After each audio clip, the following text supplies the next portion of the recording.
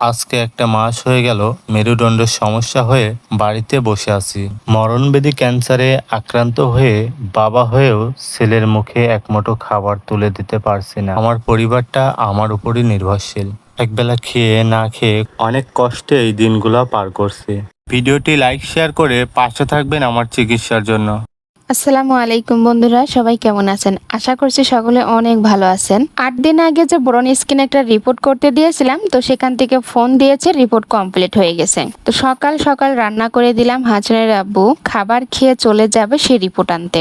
Report আনতে কিন্তু আমি যাব না, শুধু আপনাদের ভাইয়াই যাবে। কারণ হচ্ছে যে ডক্টর দিয়ে আমরা দেখাইছি সেই ডাক্তার বিকেল 5টায় বসে আর রিপোর্ট দেবে বেলা 1টার মধ্যে। রান্নার শেষে ছেলেকে খাওয়াই স্কুলে পাঠিয়ে দিয়েছি, তারপরে আপনাদের ভাইয়াকে খেতে দিয়েছি। আলহামদুলিল্লাহ, সকালের খাবার শেষ করলাম, রিপোর্ট আনার জন্য রওনা হব। তো তার আগে আমাকে একটি কাজ করতে হবে, সেটি হচ্ছে রিপোর্ট করার সময় আমাকে 2টা ভাউচার দিয়েছিলেন।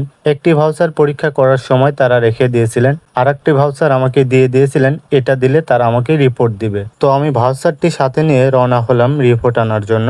বিকেল 5টায় আবার আমাকে ডাক্তার দেখাতে হবে। ছেলের মাথার চুলগুলো বড় হয়ে গেছে, গোসলের পর মাথা মুছালেও চুলের গোড়ে পানি থেকে যায়, আর এই কারণে ঠান্ডা লেগে গেছে। আমাদের বাজারের পর সেলুনের দোকান আলিমুদ্দি ভাইয়ের কাছে চুল কাটানোর জন্য বসিয়ে দিয়ে গেলাম। প্রত্যেকটা সন্তানের বাবা মা থাকা অনেক দরকার, কারণ বাবা মার মতো সন্তানের জীবনে আপন কেউ হয় না। বিপদে পড়ে জীবনে অনেক মানুষকে হারিয়ে ফেলেছে, তাদের থেকে ভালোবাসা পাওয়ার অভাব ছিল না।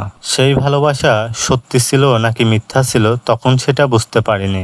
আমরা শুধু আত্মীয় স্বজনকেই বেশি আপন ভাবি। এই ধারণাটা কিন্তু একদমই ভুল। মানুষের মধ্যে যদি কেউ আপনার জীবনে আপন হয়ে থাকে, সে হচ্ছে প্রতিবেশী। আপনি একটি বিপদে পড়ে দেখুন, আপনার প্রতিবেশী আগে ছুটে আসবে, আপনার পাশে দাঁড়াবে। বিপদ আমাকে অনেক কিছু জানতে এবং বুঝতে শিখিয়েছে। জীবনের সব শিক্ষাই বইয়ের পাতা থেকে আসে না, এটাই সত্য। কখনো অন্যের জীবনকে দেখে শিক্ষা নেওয়া উচিত। আজকে একটা মাস হয়ে গেল মেরুদণ্ডের সমস্যা হয়ে বাড়িতে বসে আছি, কোনো কাজকাম করতে পারতেছি না। অথচ আমার পরিবারটা আমার উপরই নির্ভরশীল।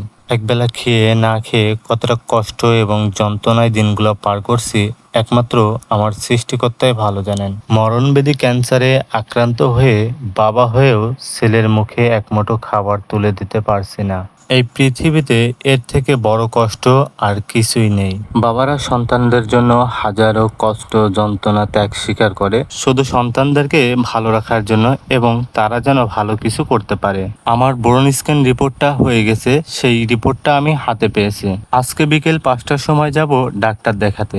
জানি না আমার রিপোর্টে কি আসছে, কি হবে। সবাই আমার জন্য দোয়া করবেন। আমার যতদিন হায়াত আছে আমি যেন একটু সুস্থভাবে বাঁচতে পারি। ভিডিওটি লাইক শেয়ার করে পাশে থাকবেন আমার চিকিৎসার জন্য।